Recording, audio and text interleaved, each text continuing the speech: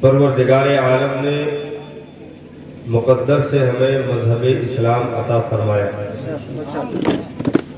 مذہب اسلام اس کائنات میں واحد مذہب ہے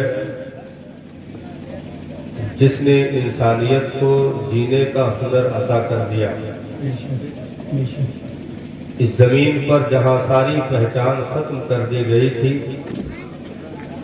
اسلام کا سورج طلوع ہوا اور نئے سرے سے ان ساری چیزوں کو زندگی عطا کر دی گئی جو زندگی سے مایوس ہو کر بیٹھ چکے تھے۔ ان ذروں کو بھی تابندگی کا ہنر عطا کر دیا گیا جو ذرے سوکھ کر کے زمین کے ذرات میں ملنے کی کوششیں کر رہے تھے۔ پروردگار عالم کا احسان و کرم ہے کہ اس نے ایسے حسین مذہب میں ہم تمامی کو آنکھیں کھولنے کا موقع عطا فرمایا۔ عقائد عالم صلی اللہ تعالیٰ علیہ وآلہ وسلم نے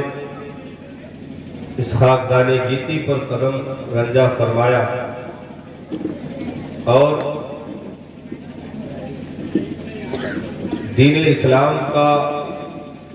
وہ عظیم تحفہ اپنے ساتھ لے کر کے آئے جس کی خوشبو نے مشام جاں کو معطر کر دیا۔ صرف انسانیت ہی نہیں بلکہ کعبہ کے در و دیوار بھی مسکرا اٹھے۔ زمین کے سوکھے ہوئے چشموں نے بھی اگل کر اپنے وجود کا ثبوت پیش کیا۔ سوکھے ہوئے درختوں میں ہرے پتوں نے لگ کر کے، پکے ہوئے پھل نے لگ کر کے پیغمبر دو عالم صلی اللہ تعالیٰ علیہ وسلم کی آمد کا استقبال کیا۔ جہاں بہت ساری چیزوں پر ظلم و عدوان اسلام سے پہلے ہو رہا تھا، وہیں پر سب سے زیادہ جس ذات پر ظلم کیا گیا اس دنیا میں وہ عورت ذات ہے، جس کو ہر دور میں ظلم کا نشانہ بنایا گیا اور اسلام کے آنے سے پہلے اس ذات کو اس طرح مشق ستم بنایا گیا کہ اسے انسان ماننے سے بھی اسی دھرتی پر انکار کر دیا گیا اور یہاں تک کہہ دیا گیا کہ یہ صرف دل بہلانے کی چیز ہے، اسے انسانیت سے کوئی واسطہ نہیں ہے۔ یہی وجہ رہی کہ کثرت کے ساتھ عورتوں کو منڈیوں میں بیچا جانے لگا اور اس طریقے پر ظلم کیا گیا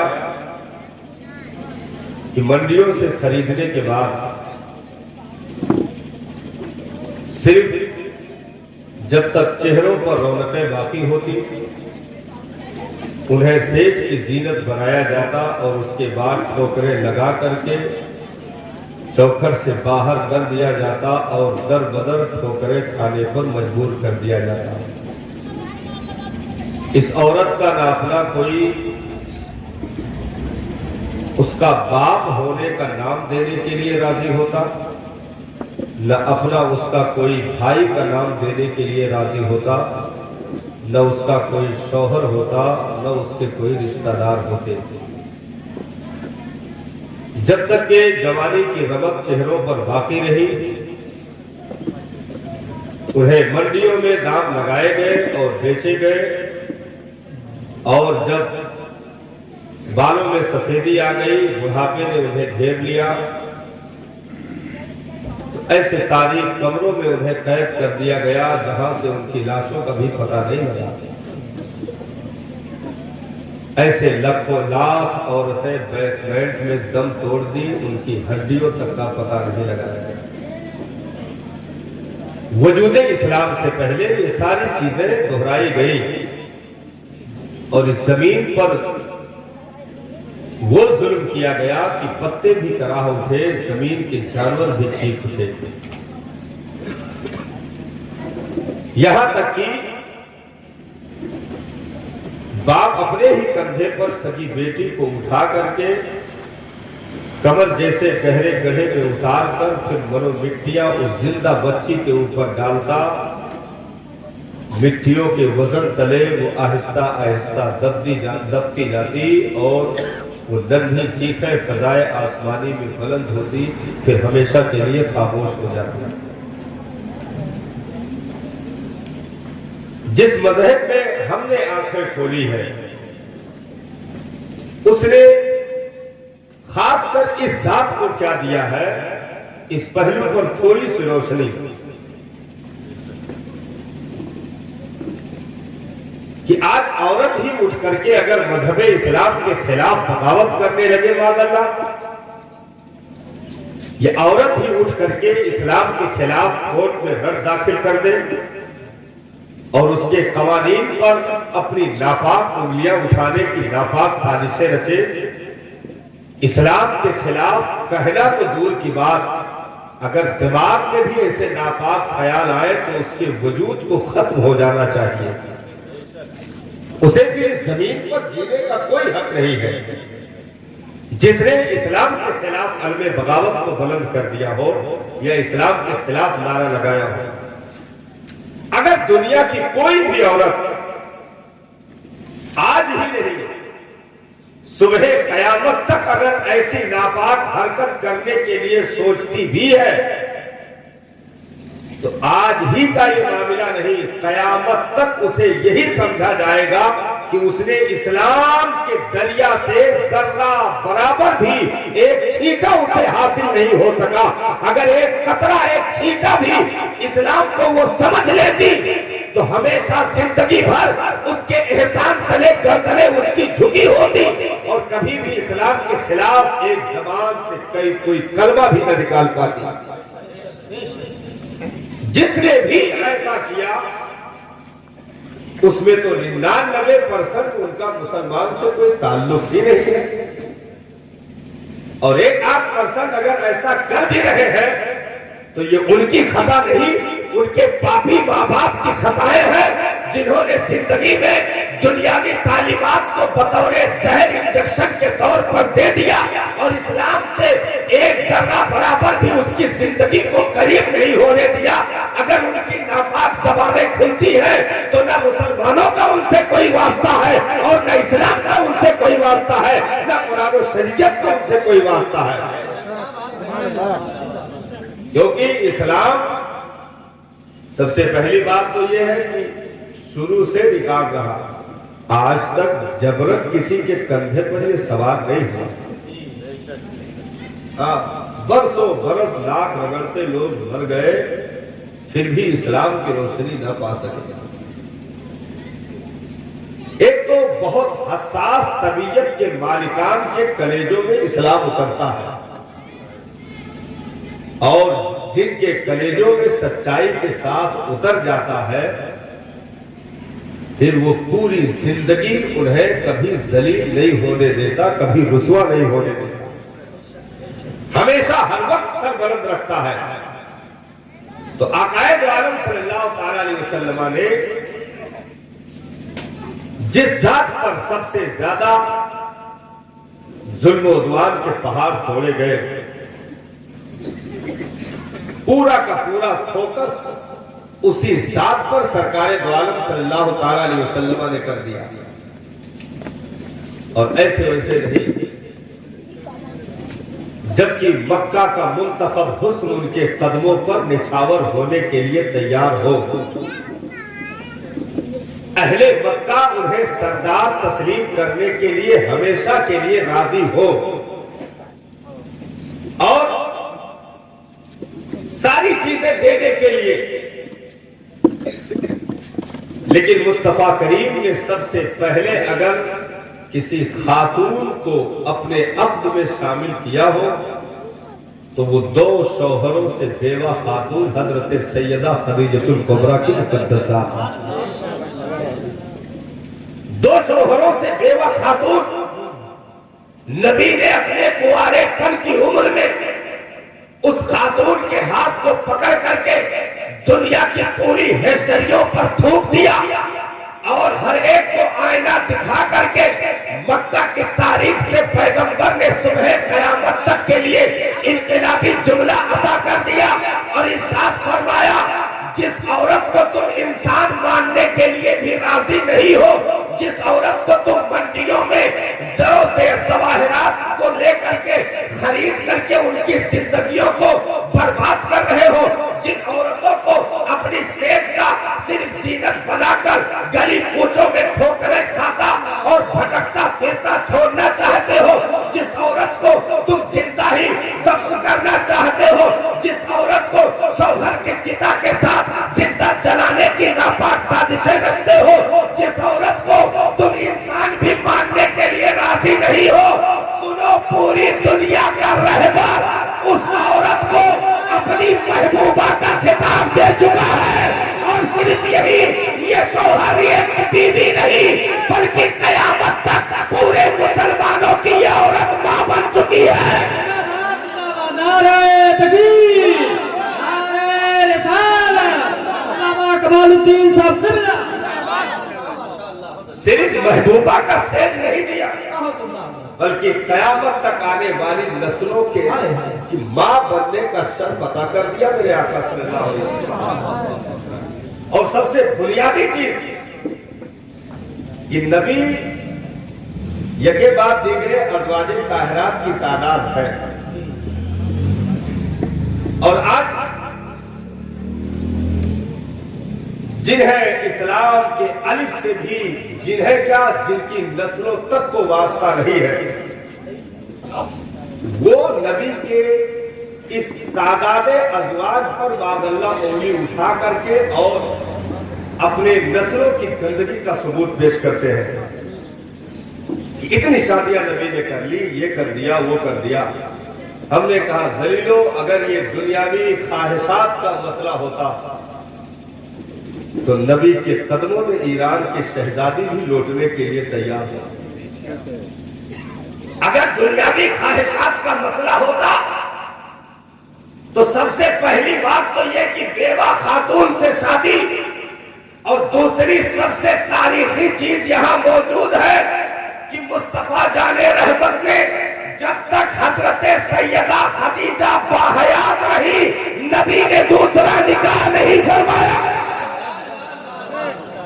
حضرت سیدہ جب تک باحیات رہی، حضرت خدیجہ کی زندگی میں نبی کی دوسری شادی کوئی بھی بھائی کا لال ثابت نہیں کر سکتا۔ یہ ہو ہی نہیں سکتا کہ آپ یہ کہہ دیں کہ یہ خواہشات کا مسئلہ تھا ماغلہ، یہ دنیاوی خواہشات کو پورا کرنے کا مسئلہ نہ، بلکہ صرف یہی نہیں معاملات صاحب، یہاں تو آنکھیں بھر آتی ہے کہ میرے آقا صلی اللہ تعالیٰ علیہ وسلم نے جب حضرت سیدہ خدیجہ کا وصال ہوا اس کے بعد پوری زندگی پیغمبر حضرت سیدہ کا تذکرہ نہ بھولے۔ ایک دن حضرت عائشہ رضی اللہ تعالیٰ عنہ نے عرض کی، میرے سرکار بار بار آپ اس بوڑھی خاتون کا ذکر کیوں کرتے رہے؟ میرے آقا نے ارشاد فرمایا، عائشہ مجھے خدیجہ کے بارے میں پریشان نہ کیا کرنا، مجھے خدیجہ کے بارے میں پریشان نہ کرنا۔ جب تیری قوم نے مجھے وطن سے بے وطن کیا تھا تو مدد کا ہاتھ سوائے خدیجہ کے کسی نے اور نے نہیں بڑھایا۔ جتنی قربانیاں دین اسلام کے لیے حضرت سیدہ خدیجہ کی شامل ہے، امہات المومنین میں کسی اور کا نام ایسا نہیں آتا تھا۔ اور اس کے بعد تیسری تاریخی بات یہاں اور دیکھنا ہے کہ آقا دو عالم صلی اللہ تعالیٰ علیہ وسلم کی سب سے چھوٹی صاحبزادی، ایک تو یہ ہے کہ ساری اولادیں حضرت سیدہ کے بطن سے، ہاں ساری اولادیں حضرت سیدہ کے وطن سے سوائے حضرت ابراہیم کے وہ بچپن میں انتقال کر گئے. حضرت ابراہیم وہ بچپن میں انتقال کر گئے. باقی ساری اولادیں حضرت سیدہ خدیجہ سے، چاہے وہ حضرت سیدہ فاطمہ کا معاملہ ہو، چاہے حضرت ام کلثوم کا معاملہ ہو، چاہے حضرت رقیہ کا معاملہ ہو، چاہے حضرت زینب کا معاملہ ہو، ساری اولادیں نبی کی حضرت سیدہ خدیجہ الکبریٰ سے، اور سب سے چھوٹی صاحبزادی حضرت سیدہ فاطمہ الزہرا رضی اللہ تعالیٰ عنہا. اور یہیں پر میرے آقا نے ارشاد فرمایا میری نسل بیٹوں سے نہیں بلکہ میری بیٹی فاطمہ سے چلے گی. میری نسل بیٹوں سے نہیں میری بیٹی فاطمہ سے چلے گی. تو صبح قیامت تک اگر کسی کے بطن سے پیدا ہونے والی اولاد سے نسل مصطفیٰ صبح قیامت تک چلے گی تو وہ حضرت سیدہ خدیجہ کی مقدس ذات ہے. نبی نے اتنا نوازا کہ جہاں بیوہ کا چہرہ دیکھنا منحوس سمجھا جاتا تھا، بیوہ کو پاپن اور ابھاگن کے نام سے خطاب دیا جاتا تھا. 40 روز تک بند کمروں میں کر کے قید و بند کی مصیبتیں جھیل کر گھٹ گھٹ کر مرنے پر مجبور کر دیا جاتا تھا. وہیں پر پیغمبر نے حضرت سیدہ ایک شوہر کا معاملہ نہیں 2 شوہروں سے بیوہ خاتون سے نکاح کر کے اور ساری اولاد انہی کے بطن سے صبح قیامت تک چلا کر کے اعلان کر دیا کہ کبھی بھی نہ تم عورت کو ابھاگن کہہ سکتے ہو اور نہ پیغمبر کو ظاہری خواہش پسند کہہ سکتے ہو. نبی پاک صلی اللہ تعالیٰ علیہ وسلم نے پوری زندگی اور چوتھی تاریخی بات میرے آقا صلی اللہ تعالیٰ علیہ وسلم تشریف فرما ہے. حضرت سیدہ خدیجہ الکبریٰ رضی اللہ تعالیٰ عنہ کی طبیعت ناساز تھی. آپ نے اپنی بیٹی حضرت فاطمہ الزہرا رضی اللہ تعالیٰ عنہ کو بلایا اور کہا بیٹی جا کر کے بابا جان سے چادر مانگ لاؤ، میری طبیعت زیادہ ناساز ہے، لگتا ہے اسی میں مجھے موت آ جائے گی. حضرت سیدہ سرکار دو عالم صلی اللہ علیہ وسلم کی بارگاہ میں پہنچی، عرض کی بابا جان امی جان نے چادر منگوائی. سنو وہ تاریخی جملہ پیغمبر کا اس موڑ پہ میرے سرکار کو تشریف لائے اور ارشاد فرمایا خدیجہ تم نے چادر منگوائی. حضرت خدیجہ کے دونوں آنکھوں سے آنسو بہے تھے. عرض کی میرے مسیحا یہ مرض میرا بڑھتا جا رہا ہے، لگتا آج میرا انتقال ہو جائے گا. آپ کی چادر اس لیے منگوائی ہے میرے سرکار کہ مجھ غریب کو اسی کا کفن دے دیا جائے، اسی چادر میں لپیٹ کر کے مجھے لہد کے گود میں سلا دیا جائے. اب سنو اس موڑ پر نبی نے جو جملہ حضرت خدیجہ سے کہا ہے امہات المومنین میں کسی سے ایسا جملہ نبی نے نہیں کہا. جو جملہ اس موڑ پر نبی نے حضرت خدیجہ سے کہا کسی کے لیے ایسا انقلابی جملہ اور ایسے محبت کے دریا میں کوثر و تسنیم سے دھلے ہوئے ایسے جملے محبت کے کسی بیوی کے لیے نبی نے نہیں بولا. جب کہا کہ سرکار اسی چادر کی کفن ہو جائے اسی لیے مانگا تھا، نبی نے ارشاد فرمایا خدیجہ تم نے صرف چادر مانگی، لو اردت جلدی لآتے تو اگر میرے جسم کا چمڑا مانگتی وہ بھی اتار کے دے دیتا. یہ تاریخی جملہ پیغمبر کا موجود ہے اس بیوہ خاتون کے لیے کہ اگر میرے جسم کا چمڑا بھی مانگتی خدیجہ تو وہ بھی اتار کر کے دے دیتا. ایک چادر کیا چیز ہے. حضرت سیدہ کا وصال کا وقت ہے. اپنی ننھی بیٹی سیدہ اس وقت بہت چھوٹی عمر میں تھی. ننھا ہاتھ سیدہ فاطمہ الزہرا رضی اللہ تعالی عنہ کا حضرت سیدہ خدیجہ نے نبی کے ہاتھوں میں پکڑا دیا اور روتے ہوئے کہا میں تو دنیا چھوڑ کے جا رہا ہوں سرکار، اب اس بیٹی کو آپ کو ماں اور باپ دونوں کا پیار دینا ہے، تو واقعی بیٹی کو پال کر نبی نے دکھا دیا۔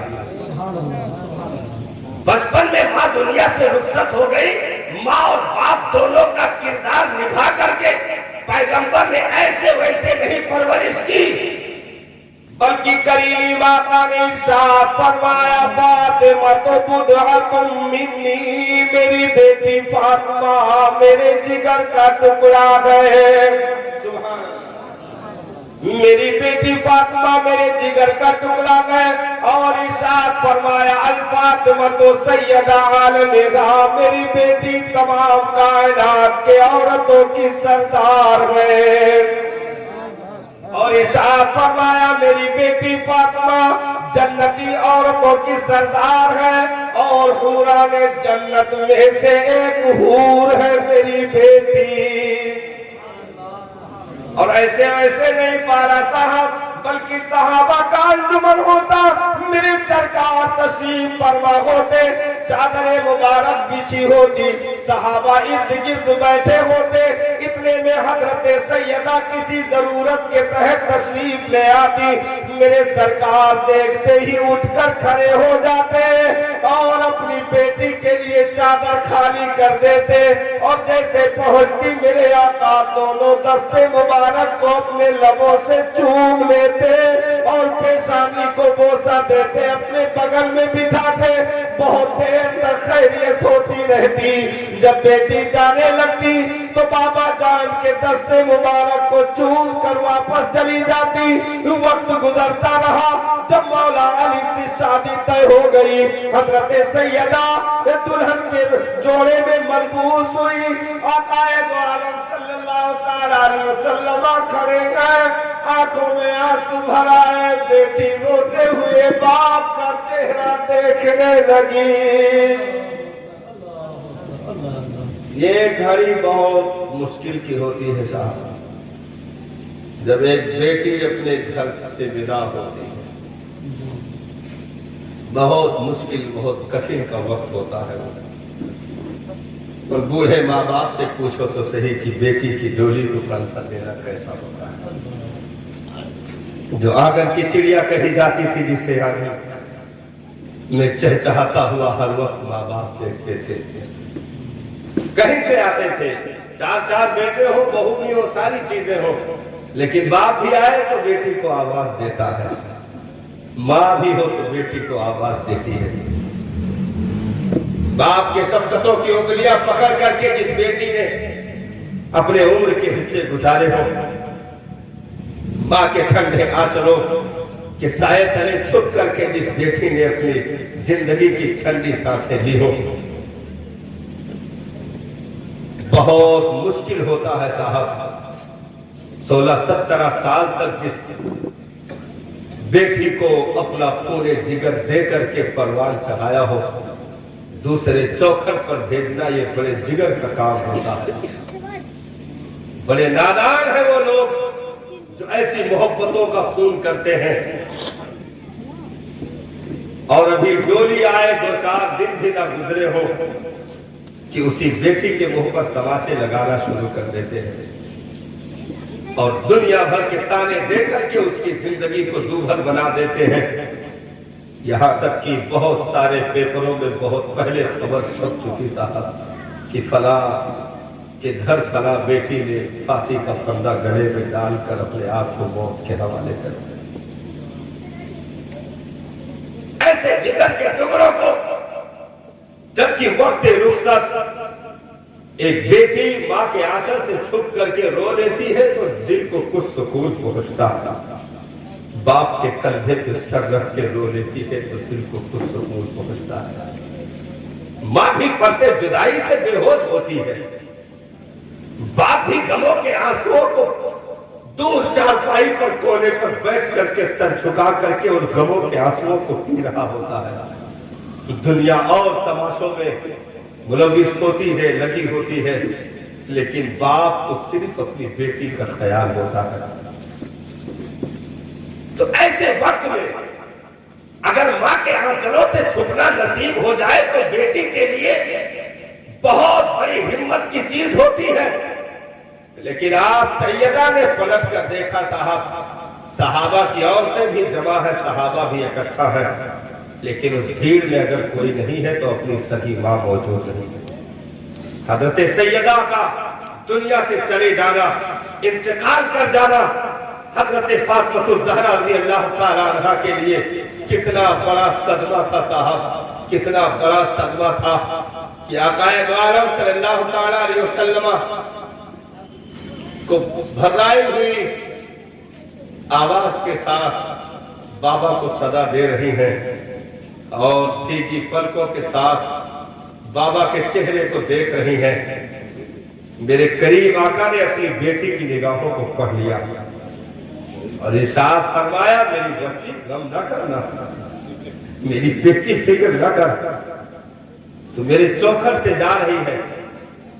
اور جس کو میں نے تیرے عقد کے لیے چنا ہے،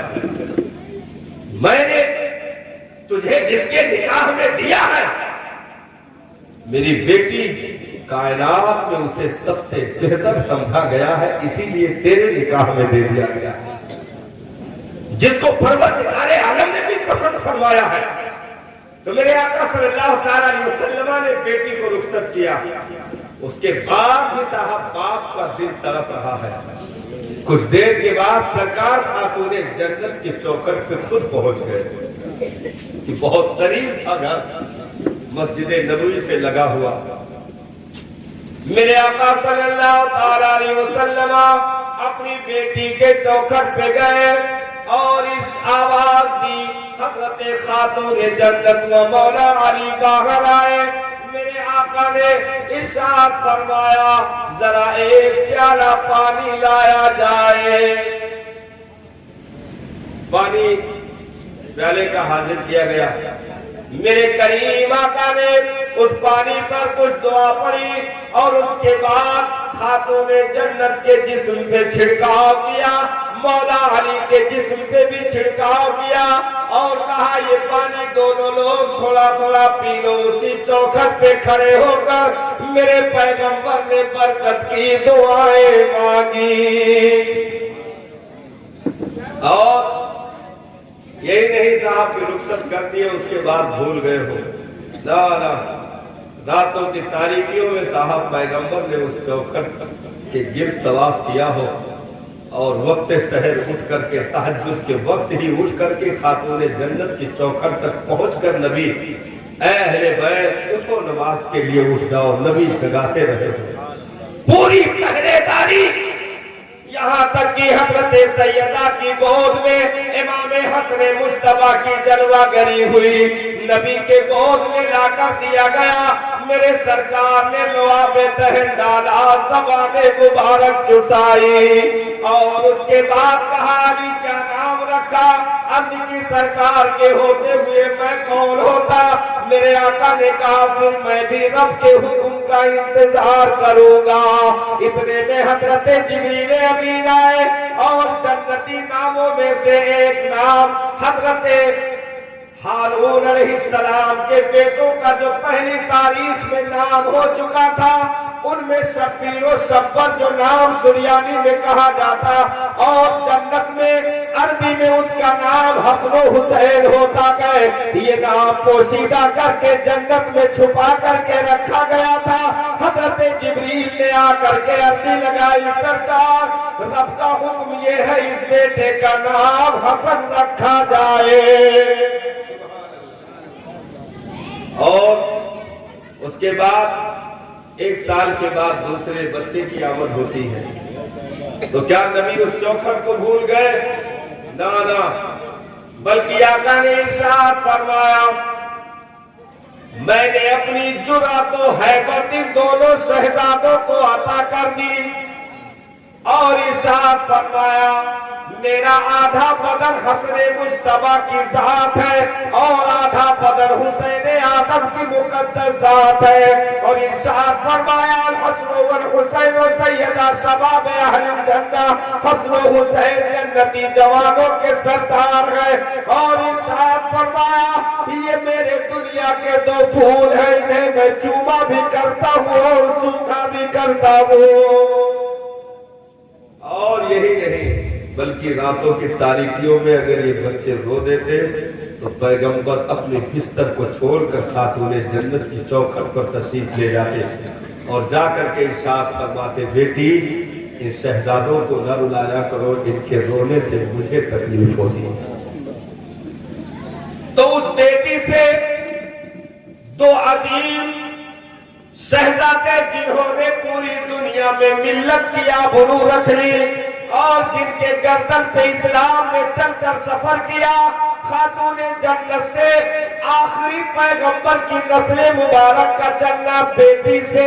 پیغمبر کی آخری پیغمبر کی نسل مبارک کا بیٹی سے چلنا، یہ پوری دنیا کی تاریخ میں رقم کر دیا گیا۔ جو اپنے بیٹوں کی نسل پر فخر کرے وہ آ کر کے جب چوکھٹے مصطفیٰ پہ پہنچے گا تو گردنیں جھک جائیں گی کہ یہاں معاملہ بیٹوں کا نہیں بلکہ بیٹی سے نسل مصطفیٰ چل رہی ہے۔ وہ اعجاز عطا فرمایا اور جو بھی دنیا میں سوال اٹھ رہے تھے ان کا ایسا منہ توڑ جواب دیا گیا صاحب کہ صرف بیٹی کا معاملہ وہیں تک محدود نہیں رکھا، بلکہ ارشاد فرمایا جس نے دو بیٹیاں پائی اور ان کی پرورش کر کے اچھے چوکھٹ پر بھیجنے میں کامیاب ہو گیا، کل جنت الفردوس میں مجھ سے ایسے قریب ہوگا جیسے دو انگلیاں۔ سبحان اللہ۔ تو بیٹیوں کے تعلق سے میرے آقا نے وہ جملہ دیا کہ آج پوری دنیا کتنا بھی دعویٰ کر لے صاحب، ساری دنیا کے دعوے ایک طرف، اسلام کا دعویٰ ایک طرف، اور یہی نہیں بلکہ بیوی کا معاملہ، بیٹی کا معاملہ، اور اس کے بعد سب سے بڑا مقام جو آتا ہے وہ ماں کا درجہ۔ اس محفل پاک میں آج اسی ذات کے ایصال ثواب کے لیے اس محفل کا انعقاد ہے۔ ماں کا درجہ یہاں پر تو صاحب پوری دنیا اسلام کا طواف کرے پھر بھی حق ادا نہیں کر سکتی۔ سارے رشتے جو دنیا میں مفقود کر دیے گئے تھے، یعنی بہن کا رشتہ، بیٹی کا رشتہ، بیوی کا رشتہ، ماں کا رشتہ، سارے رشتے کاٹ کر کے صرف عورت ذات کو کھلونا بنا کر کے رکھ دیا گیا تھا۔ اسلام نے آ کر کے ان سارے رشتوں کو پھر سے ہریالی عطا کر دی اور سارے رشتوں پر نبی نے کام کر کے پوری دنیا کو تعلیم عطا کر دیا کہ وہ دنیا والے مر گئے، مٹ گئے جنہوں نے عورتوں کے ساتھ ناانصافی کی، آؤ میں تمہیں ایسی تاریخ دیتا ہوں جہاں ہر آنگن میں بیٹیاں مہکا کرے گی۔ آج بچیاں پیدا ہوتی ہیں تو جشن عید میلاد النبی کا انعقاد ہوتا ہے، ان کے عقیقے پر نبی کی میلاد کی مجلس منائی جاتی ہے اور پوری دنیا کو ایک جواب دیا جاتا ہے نادانوں بیٹیوں پر ماتم کرنے والے مر گئے، اسلام نے قدموں تلے انہیں روت کر کے رکھ دیا۔ آج بیٹیوں کی آمد پر جشن ہو رہا ہے، نبی کا میلاد کہا جا رہا ہے، نبی کا شکر ادا کیا جا رہا ہے۔ اس لیے عورت پوری زندگی پیغمبر دو عالم کے شکر کے سجدے کرے پھر بھی حق نہیں ادا کر سکتی ہے، کیونکہ اس دنیا میں جہاں اسلام نے ساری چیزوں کو رونقیں عطا کی ہے وہیں پر بیٹی کو تو ہر دامن عطا کر دیا۔ سبحان اللہ، نعرہ تکبیر، نعرہ رسالت، مذہب اسلام، خواجہ کا ہندوستان، نعرہ تکبیر، نعرہ رسالت۔ اب جب ماں کا معاملہ آیا، سبحان اللہ، عقائد عالم صلی اللہ تعالیٰ علیہ وسلم نے جن عورتوں کا دودھ نوش فرمایا بچپن میں، وہ حضرت سویبہ کا نام آتا ہے تاریخ میں، حضرت حلیمہ سعدیہ رضی اللہ تعالیٰ عنہ کا نام آتا ہے تاریخ میں، اور والدہ محترمہ حضرت سیدہ آمنہ رضی اللہ تعالیٰ عنہ۔ حضرت سیدہ آمنہ رضی اللہ تعالیٰ عنہ تو بچپن میں وصال کر گئی، حضرت سویبہ کا ساتھ کافی دنوں تک رہا تھا، اور حضرت حلیمہ سعدیہ رضی اللہ تعالیٰ عنہ کا ساتھ کافی دنوں تک رہا تھا۔ میرے آقا صلی اللہ تعالیٰ علیہ وسلم نے اعلان نبوت فرمایا اور اس کے بعد اسلام بڑی تیزی کے ساتھ عالم میں پھیلنے لگا، صحابہ کی جماعت تیار ہو گئی،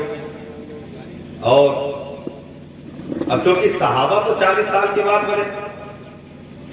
40 سال کے بعد اعلان نبوت ہوا، پھر جنہوں نے کلمہ پڑھا وہ صحابی بنتے گئے، تو 40 سال کے بعد اعلان نبوت کے 40 سال، تو 40 سال پر جو اعلان نبوت ہوا اس پر صحابہ کرام آقا دو عالم صلی اللہ تعالیٰ علیہ وسلم نے ابتدا میں حضرت حلیمہ سعدیہ کا دودھ نوش فرمایا،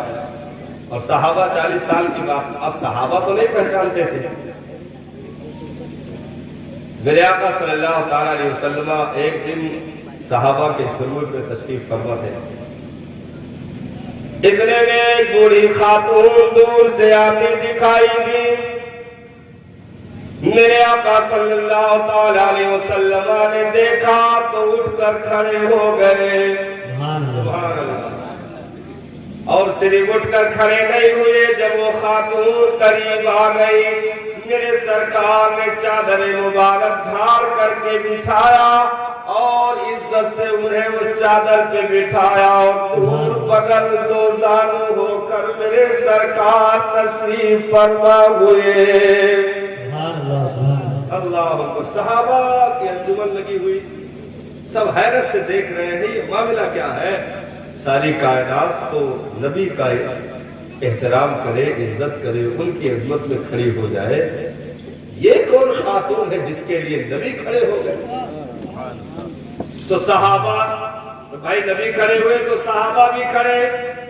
میرے سرکار نے بٹھایا، بغل میں دو زانو ہو کر بیٹھ کر مسکرا کر کے بہت دیر تک گفتگو کرتے رہے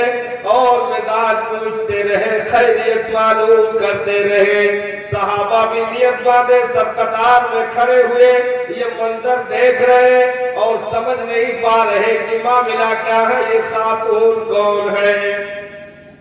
میرے آقا صلی اللہ تعالیٰ علیہ وسلم کافی دیر گفتگو فرمائے، جب وہ خاتون جانے لگی تو میرے آقا صلی اللہ تعالیٰ علیہ وسلم کچھ دور تک انہیں رخصت کرنے کے لیے گئے، اور واپس آئے تو صحابہ نے عرضی لگائی، میرے مسیحا یہ مقدس خاتون کون تھی جن کا احترام، جن کی تعظیم نبیوں کا امام کر رہا ہے؟ تو میرے آقا صلی اللہ تعالیٰ علیہ وسلم کی آنکھیں بھر آئی، ارشاد فرمایا، صحابہ میری ماں تو دنیا سے بچپن میں چلی گئی تھی، یہ وہ مقدس خاتون ہے جنہوں نے مجھے دودھ بھی پلایا، اپنے قبیلے میں پالا، اپنی بکریوں کے ساتھ لے کر جاتی رہی، دل و جان سے ان کے گھرانے نے میری خدمت کی، بڑی محبتیں فرمائی، صحابہ ماں کا درجہ بڑا اونچا ہوتا گئے، خاک آلود ہو اس کی نام جس نے دنیا میں ماں باپ کو یا ان میں سے کسی ایک کو ناراض کر دیا۔ صحابہ یہ وہ مقدس ذاتیں ہیں جن کے تلوے کے نیچے تمہاری جنت چھپا کر رکھی گئی ہے۔ تو بیٹی کا مقام، بیوی کا مقام، ماں کا مقام، بہن کا مقام، یہ سارے مقام پر پیغمبر نے کام کر کے بتایا۔ حضرت حلیمہ سعدیہ رضی اللہ تعالیٰ عنہ کے تعلق سے علامہ عبد المصطفیٰ عادلی علیہ نامہ لکھتے ہیں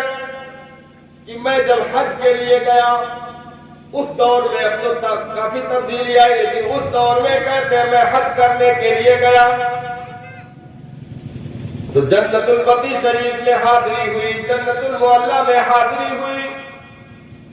تمام قبروں پر صرف ریت لگی ہوئی تھی، لیکن ایک قبر ایسی تھی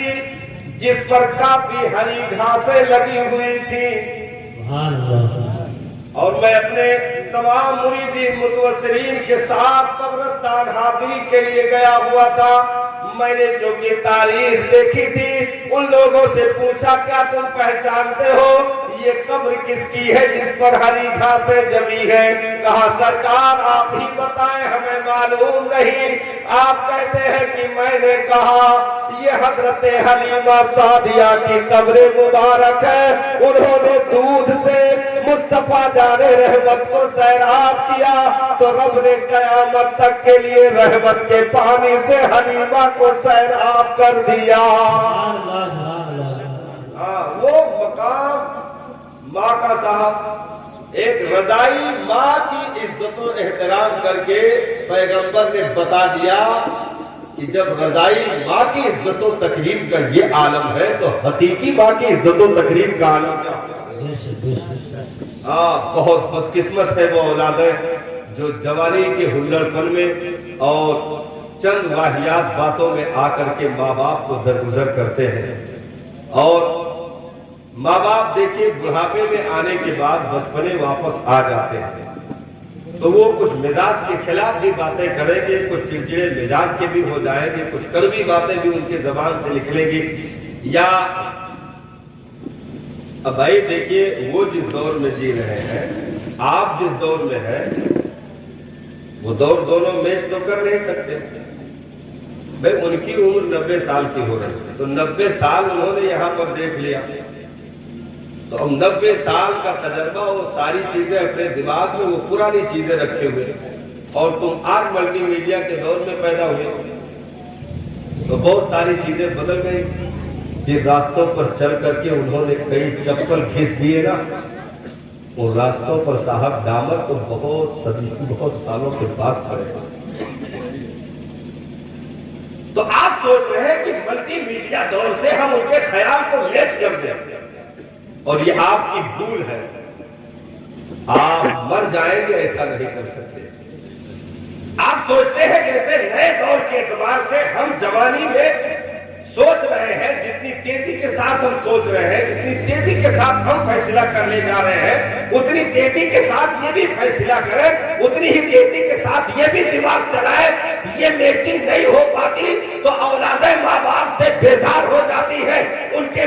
کی باتیں پرانی ہوتی ہیں، یہ نئے خیالات سے سوچتے ہیں، تو مائیں کہتی ہے کہ بیٹا میری سننے کے لیے راضی نہیں، اور بیٹا کہہ رہا ہے میرے مزاج کی یہ باتیں نہیں کرتی ہے، تو میچنگ نہ ہونے کی وجہ سے ایک دوسرے سے بیزار ہو جانا، یا ماں کو جھڑک دینا، یا باپ کو گالی گلوچ کر دینا، معاذ اللہ، یہ بد دماغی اور بد خیالی کا نتیجہ ہے۔ نانا وہ اگر پرانے خیالات کے ہیں، تم نئے خیالات کے ہو، تمہارا خون نیا ہے، دور نیا ہے، جوانی ہے، اور وہ 80-90 سال کو پہنچ چکے ہیں، ان کے سرانے بیٹھ کر کے ایسے تمہیں سمجھنا ہوگا جیسے وہ تمہیں بے زبان گونگے پن پر جبکہ تم پیر بھی نہیں ہلا سکتے تھے، جب اس توتلی زبان کو وہ سمجھ لیے تھے، وہ بیٹھ کر کے بیٹا اگر مم کہہ رہا ہے تو وہ پانی سمجھ رہے تھے، اگر تم اپنی توتلی زبان میں چیزوں کو بدل کر بولتے رہے، وہ بچپن میں تمہاری ہر زبان کا ترجمہ کرتے رہے اور تمہیں ہر ایک خواہش پوری کرتے رہے، اپنے گود میں لے کر کے پیشاب میں خود لیٹ کر رتیاں گزار دی، لیکن لال کو تکلیف نہیں پہنچنے دیا، اپنے سینے سے چپکا کر کے بدن کی حرارت دیتی رہی اور آنگن میں لے کر کے گود میں ٹہلتی رہی۔ آج اگر وہ بڑھاپے کو پہنچ گئے تو صاحب وہ تو 10 سال تک تیری توتلی زبان سمجھتے رہے، تو آج 18 سال کا ہو گیا، آج ان کی زبان تجھے کیسے نہیں سمجھ آئی؟ ہم سوچتے ہیں وہ ساری چیزیں میچ کر جائے، نا اگر وہ تیرے بچپنے کو اپنی جوانی پر قیاس کر، بھائی انہوں نے شادی کی، جوان تھے اور تو بچپنے میں تھا نا، تو توتلا تھا، لیکن وہ تو جوانی کی دہلیز پر تھے، تو وہ ساری چیزیں بول لیتے تھے، سمجھ لیتے تھے، اور تو توتلا بن کے تو بول بھی نہیں پا رہا ہے، اشارہ کر رہا ہے۔ بچہ روتا ہے، رونے کو سب کوئی جانتا ہے کہ ہاں رو رہا ہے، لیکن کس رونے میں دودھ کی طلب شامل ہے یہ ماں سمجھتی ہے۔ بے شک بے شک ہر رونے میں دودھ کی طلب نہیں ہوتی ہے، ہر رونے میں دودھ کی طلب نہیں ہوتی ہے، بلکہ کس رونے میں دودھ کی طلب ہے اور کون سا رونا درد کی وجہ سے ہے، کون سا رونا تکلیف کی وجہ سے ہے، یہ ماں اس رونے کی آواز میں بھی فرق نکال لیتی ہے۔ ہم کہتے ہیں گھر والے بچہ رو رہا ہے، ماں کہتی ہے دودھ پلا دو چپ ہو جائے گا، بھوک لگی ہے۔ تو جبکہ تو زبان بھی کھولنے کے قابل نہیں تھا، مٹھیاں بھی برابر نہیں کھل رہی تھی، وہ تیرے رونے سے تیرے ہر ایک چیز کا ترجمہ سمجھ لیتی تھی اور تجھے اسی اعتبار سے گھونٹ دیتی تھی۔ کسی ماں نے صاحب آدھا لیٹر دودھ اٹھا کر ایک بیگ بچے کو نہیں پلا دیا، پیدا ہوا ہے ابھی اسے کتنی ڈوز کی ضرورت ہے وہ ماں سمجھتی ہے، بے شک دودھ اسے کتنے قطرے دینا ہے تو اس کے لیے فائدہ ہوگا، اسے گرم کر جائے گا یہ سرد کر جائے گا، یہ ماں سمجھتی ہے۔ یہ ساری چیزیں وہ بچپن میں سمجھتی رہی، تیری زبان بھی نہیں کھلتی تھی پھر بھی وہ سمجھتی رہی، تیرے ہاتھ بھی نہیں کھلتے تھے پھر بھی وہ سمجھتی رہی، تیرے خوراک کو، تیری پسند کو، تیری ناپسند کو وہ سمجھتی رہی کہ بیٹا پتلا دودھ پیے گا یا موٹا دودھ پیے گا، گرم پیے گا یا سرد پیے گا، وہ ساری چیزوں کے خیال کرتی رہی۔ کتنے واہیات ہیں وہ نسلیں جو اپنے ماں باپ کے بڑھاپے میں ان کی پسند بھی نہ سمجھ سکے، ان کی خوراک بھی نہ سمجھ سکے اور ان کی مزاج پہ ان کی آواز بھی نہ سمجھ سکے۔ ایک ماں بستر پہ پڑی، اس کے دانت سب منہ کے گر چکے اور آنکھ کمر سے چپک چکی، ہاتھ پیر بھی نہیں ہلا پا رہی ہے اور وہ ہاتھ اٹھا کے اشارہ کر رہی ہے، بیٹا سرہانے کھڑا گئے، وہ ڈانٹ ڈانٹ کر پوچھ رہا تو نے تو دماغ خراب کر دیا، یہ میں تجھے کب تک جھیلوں، میرے اوپر یہ آفت کس نے ڈال دی، یا اللہ میں کتنا بدقسمت تھا، ان جیسے لوگوں کو میرے کھوپڑی پہ بوجھ ڈال دیا، انہیں کب تک گھسیٹتا پھروں، یہ تانے دیتا رہا اور جھڑک کر کے جو کرنا ہے کر لے، میں گھر چھوڑ کے جا رہا، میں تیری اس بکواس کو سننے کے لیے راضی نہیں۔ وہ ہاتھ اٹھا رہی تھی کیونکہ آواز منہ سے نہیں نکل رہی تھی، بار بار ہاتھ اٹھا رہی تھی۔ پھر پڑوس کی ایک بوڑھی خاتون آئی، روتے ہوئے دیکھا، کہا کیا ماجرا ہے، اس نے ہاتھ اٹھایا، اس نے بیٹے کو بلایا، کہا ظالم یہ کہہ رہی ہے ایک گلاس پانی اس کے گلے میں ڈال دے۔ وہ صبح سے اشارے کر رہی ہے تو ایک اشارہ بھی نہ سمجھ سکتا، کتنے بار اس نے اشارے سمجھ کر کے تجھے 9 مہینے کوکھ میں رکھ کر کے کتنی غذائیں، کوکھ میں حمل کے دوران کتنی غذائیں صحت کے لیے مفید ہیں اور کیا کیا چیزیں پیٹ میں رہنے والے بچے کے لیے نقصان دہ ہے، اس پر بھی عمل کرتی رہی۔ اگر ڈاکٹر نے کہہ دیا کہ حمل کے ایام چل رہے ہیں، تجھے اس کروٹ نہیں لیٹنا، صرف اس کروٹ لیٹنا، نہیں تو خطرہ ہے بچے کی جان کو بنائے گی، تو صاحب 8 مہینے 9 مہینے کروٹ پہ اس خاتون نے گزار ڈالا۔ میرے سرکار کی بارگاہ میں ایک رابعہ آئے، عرض کیا رسول اللہ میں نے ماں باپ کو اس کندھے پر بٹھا کر کے کعبہ کا طواف کروایا، پتھریلی زمین پر ننگے قدم چل چل کر میں نے کعبہ کا طواف کروایا، میرے سرکار کا میں نے حق ادا کر دیا۔ میرے آقا نے ارشاد فرمایا نادان تو حق کے ادائیگی کی بات کرتا گئے، ابھی اس وقت کا بھی حق نہیں ادا ہوا جس وقت تو پیدا ہو رہا تھا، ایک جھٹکے میں جو تیری ماں کو درد ہوا تھا، ابھی اس درد کا بھی حق ادا نہیں ہوا۔ ایسے نہیں صاحب جنت کھینچ کر کے اسلام نے ان کے تلوے کے نیچے چھپا دی ہے، کیونکہ نسلیں بغاوت کر سکتی ہیں، نسلیں کعبہ میں جنت ڈھونڈنے کے لیے جا سکتی ہے، ماں باپ کو دھکے دے کر کے لوگ حاجی نوازی بننا چاہیں گے، لوگ منبر و محراب کے ہونا چاہیں گے،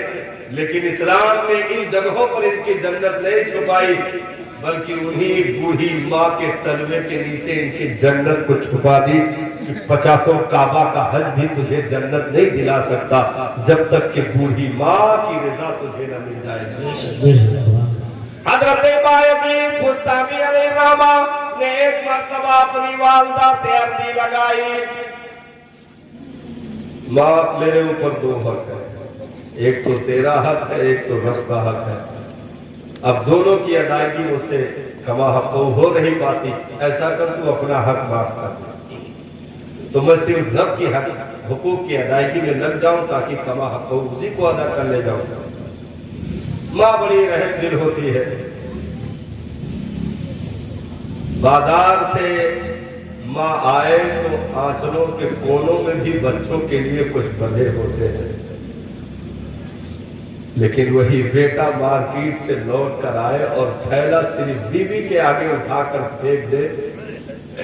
ماں سے ایک زبان بھی نہ پوچھے کہ تیری خواہش کیا ہے، تیری آرزو کیا ہے، بچے تو چوکھٹ پکڑ کر کے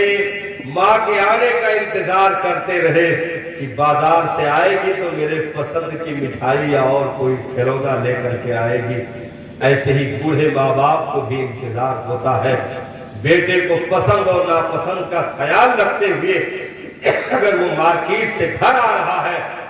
تو صاحب زیادہ کچھ خرچہ نہیں لگتا، اگر انہیں میٹھا پسند ہے 2 پیس رسگلہ الگ سے تم نے پیک کرائے اور لا کر کے گھر والوں کے لیے تو الگ معاملہ گئی گئے، ان کے منہ میں اپنے ہاتھ سے اٹھا کر کھلا دیا، پانی پلایا اور اپنے کرتے سے اپنے رومال سے منہ صاف کر دیا، تو یاد رکھ ہزاروں رکعت نمازیں ایک طرف، ماں کے اٹھے ہاتھ ایک طرف ہو گئے۔ زیادہ کچھ نہیں لگتا ہے، بہت سستے میں تم اپنی جنت لے سکتے ہو، ان سے بڑے قریب ہوتے ہیں، بڑے رحم دل ہوتے ہیں۔ یہاں تک کہ بزرگان نے فرمایا ماں باپ اگر مارنے کے لیے بھی دوڑے تو بیٹا جوانی نہ دکھائے، کھڑے ہو کر مقابلے پر نہ اتر آئے، کہ پہلے چل جاتا بپا اب ہم جوان ہیں، اب اگر کچھ بولو گے تو ہم گریبان پکڑ لیں گے، ہم ماریں گے لاٹھی سے۔ تو جوانی کے ہوڑ پر میں کھڑا، بھائی باہر کما رہا جو نہیں کما رہا، کھڑا ہو گیا گزرا کر کے باپ کا ہاتھ پکڑ لیا، کلائی دھکا دے دیا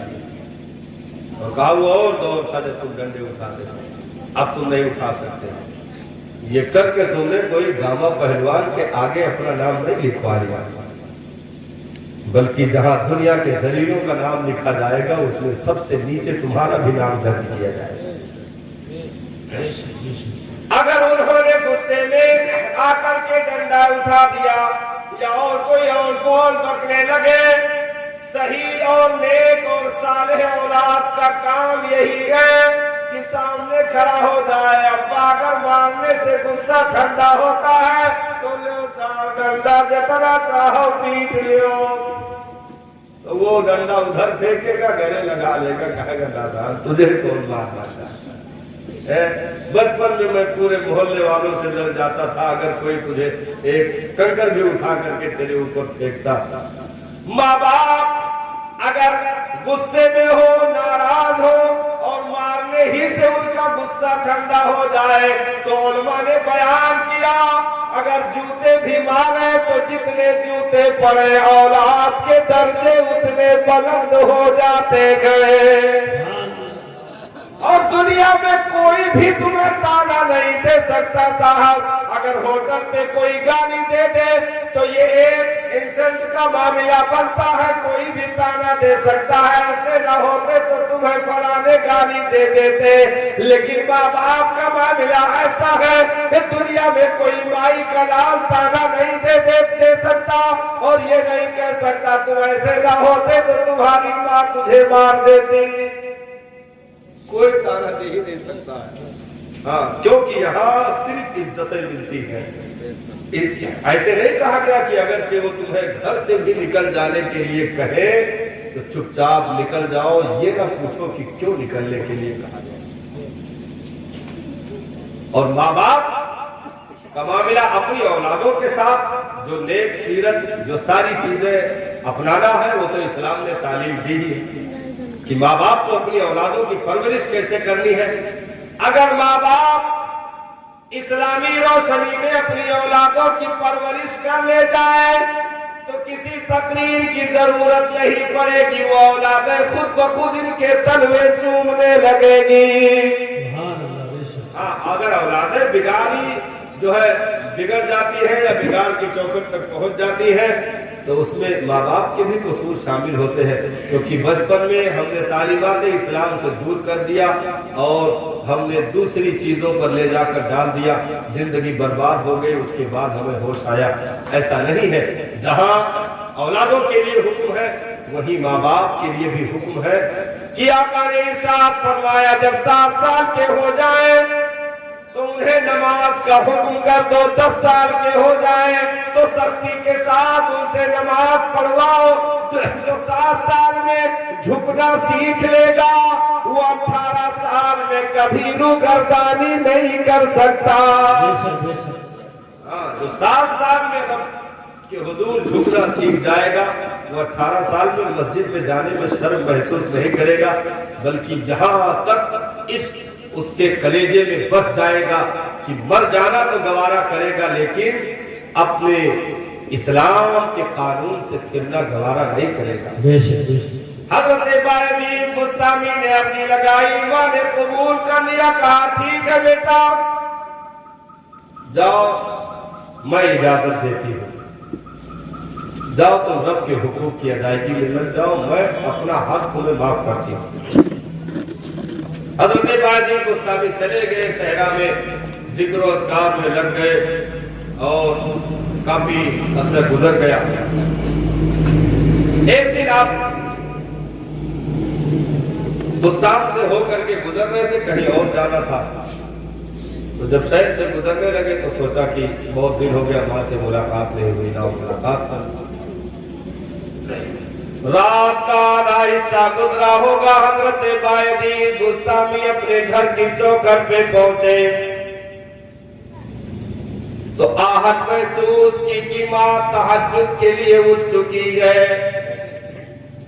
ماں اندر مصلی ڈالے تہجد کی نماز پڑھ رہی تھی۔ حضرت باعزید بسطامی کھڑے انتظار کرتے رہے کہ ماں فارغ ہو جائے، ملاقات کر لو پھر آگے چلتا ہوں۔ اتنے میں ماں نے سلام پھیرا اور دعا کے لیے ہاتھ اٹھا دیے، رب کی بارگاہ میں عرض کرنے لگی، میرے مولا میرا بیٹا باعزید تیری تلاش میں نکلا ہوا ہے، میرے بیٹے کو کبھی مایوس نہ ہونے دینا۔ حضرت باعزید بسطامی کی والدہ دعا سے فارغ ہوئی، آپ نے کنڈی کھٹکھٹائی، دروازہ کھولا، جیسے ہی ماں کو دیکھا حضرت باعزید قدموں پہ گر کر لوٹنے لگے اور روتے روتے عرض کرنے لگے، ماں میں جس رب کو صحرا میں تلاش کر رہا تھا آج میں نے جانا وہ میرا پروردگار تو ماں کے مصلی کے پاس موجود ہے۔ اگر تیری اطاعت چھوٹ گئی تو تلاش مولا بھی پورا نہیں ہوگا، اگر تیری اطاعت ہمارے گردن میں پڑی رہی تو ہمیں وہ زندگی نصیب کر دی جائے گی کہ جس کے ذریعے سے عزتوں کے تمام تر عروج و بام تک پہنچنے میں کامیابی حاصل ہو جائے گی، کیونکہ ماں جس بیٹے کی کامیابی کے لیے اس کے پیچھے ہاتھ اٹھا دے وہ بیٹا کبھی بھی انشاءاللہ نامراد نہیں ہو سکتا۔ بے شک سبحان اللہ۔ اسی لیے ماں باپ کو چاہیے کہ بہت جلدی اولادوں کو بد دعائیں نہ دیا کریں، کیونکہ ان کی دعائیں فوراً باب اجابت تک پہنچتی ہیں۔ ماں باپ بہت جلدی غصے میں آپے سے باہر ہو کر کے اور یہ کہنے لگتے جاؤ تم برباد ہو جاؤ۔ ایک عورت کو تو یہاں تک ہم نے کہتے سنا، جاؤ تو ہر ایکسیڈنٹ ہو جائے، ہاتھ پیر ٹوٹ جائے، ہمیں لگے تو بلا ہم نے ڈانٹا اس کو, ہم نے کہا تم ماں ہے اس کی, اگرچہ اس نے کچھ خلاف کام کر دیا ہے لیکن ممتا یہ نہیں کہتی ہے کہ اتنی جلدی تم آپے سے باہر ہو جاؤ اور انہیں بددعائیں دینے لگو. نہیں, بلکہ صبر سے کام لیں اور سمجھانے کی کوشش کریں اور بچپن سے ٹریننگ دیتے رہیں,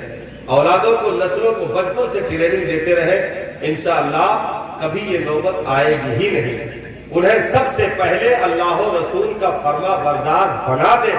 انشاءاللہ جب نسل اللہ و رسول کا فرما بردار ہو جائے گی تو پھر ہر ایک شخص کی فرما بردار ہوگی, کسی سے کبھی بغاوت نہیں ہوگی. پروردگار عالم ہم تمامی کو والدین سے حسن سلوک کی توفیق عطا فرمائے. السلام علیکم ورحمۃ اللہ تعالی.